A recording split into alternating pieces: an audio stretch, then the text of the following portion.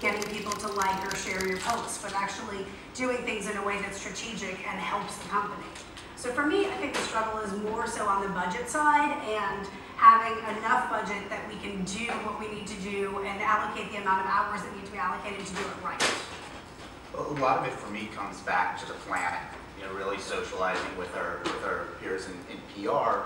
How do you plan for a social campaign? And the fact, raising awareness that a lot of the things that are asked for in the 11th hour do take a lot of time, even though we could have been we could have known about it a couple weeks back. So I think that, you know, in terms of those, for those of you on the PR side of the fence, make sure that you're bringing your social folks into the loop as early as possible. And I think, you know, on the social side of the fence too, it's really important to be clear up front about that need to be brought into the loop, and be prescriptive as much as you can for the social stakeholders in the room working with PR. Assume nothing. This is so many great questions. So of course I know we've already talked, especially we had this amazing conversation with LinkedIn talking about influencers. But how do you guys identify influencers? Because there's traditional media influencers, and then you have community influencers, which ought to be with your communities, and then you have industry influencers and your brand fans. Who manages that? Is that, because that's half PR, you're talking to people, but you're also picking them out through social channels. Is it social, is it PR? Who handles actual influencer programming? Dan. Yeah, I mean, you know, influencers, broad definition, right? You have your influencers that are press or influencers, and that's primarily managed by our PR teams, but then you have those user influencers, and for us, when we're talking about trade press, those user influencers also fall in the lines of press as well. So the real big trick is for us is making sure that the communication lines are really clear between the PR team that's working with press, as well as our customer support group that also has an advocacy program for users, and making sure that we know, you know, who blogs and is also in that kind of customer advocacy program, and vice versa for PR to you know, let the customer side of things know. Say, hey, we have an awesome press contact or trade media contact. This guy would be great for your program, or gal would be great for your program. So it's really about keeping the communication channels open and making sure that internally, when there is something that might be controversial or might be lighting up social channels in a negative way, that those relationships are strong enough so that the folks managing the customer influencer programs can take it to PR and recognize when it becomes a PR issue, and of course having the PR side kick over the fence when it's more of a service and support issue. Can I ask a quick question, but I do want to hear from you.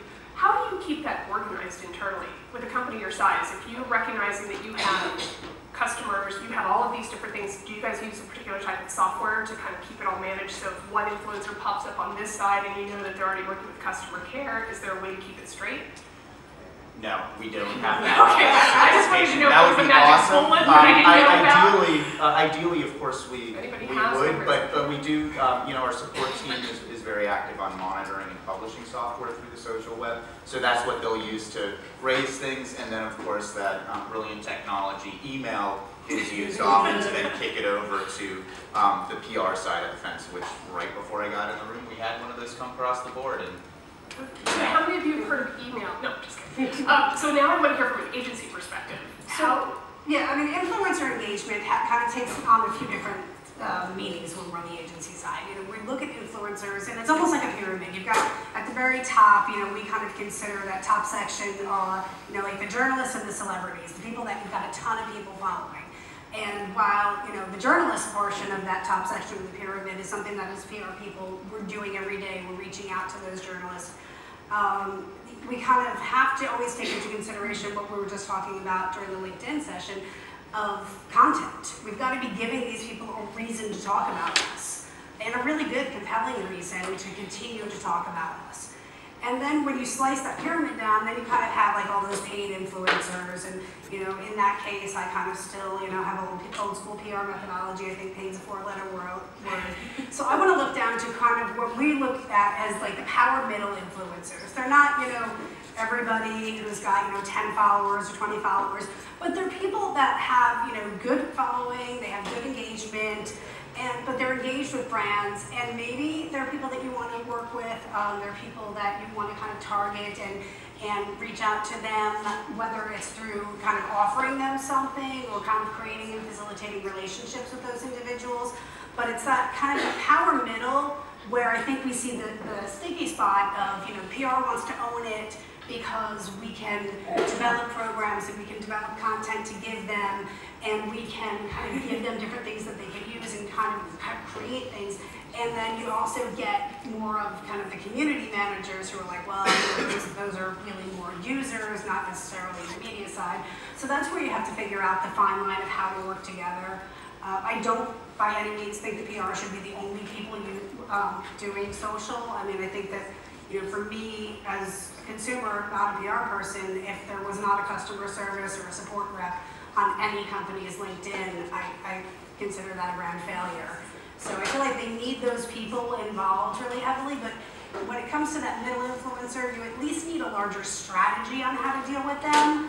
And then I think it kind of comes down to budget, where I'll say to a client, your budget doesn't really give you enough hours internally, so why don't you do the hand-to-hand combat internally, but we're going to do the strategy, we're going to set you up with all the tools and come up with the ideas and the programs that your internal team is going to run with. I love this. I was going to ask you who you viewed as an influencer, but I think you pretty much covered that. And it's very interesting because I think you're right that if you view press as your top influencer and then you move people down through that funnel from there, it really is a good mix across all boards, including because one of these days we should add that in. So how important is community, well, going a little bit with customer care, but also towards your community management? I mean, how does your community play into your PR program? Then use live PR? Yeah, it's interesting. So it really depends what product or channel we're promoting through. In my direct team, we manage the Autodesk brand, and we do not have a ton of technical content that we share and engage with our customers around those conversations. It's more of the really great conversations. But we still, as a brand being on the social web that has a bunch of technical products, we still get technical questions directed to us. And that's more of the community type, user community questions. And we have our customer support team actually embedded on our Facebook page, and they then pick up and respond to those technical questions. And we really have not had many butting heads over picking up the right questions. It starts to become pretty clear cut when you have that close of a relationship with the support and the service teams. I think that there is a huge potential, though, in general, when you're thinking about community management, because sometimes even within forums and communities, you learn about great stories. And the ability and I think the sophistication for teams working together between PR, management team, or marketing teams and social teams is to be able to really identify and align and think about strategic ways to share those stories before their time. To say, hey,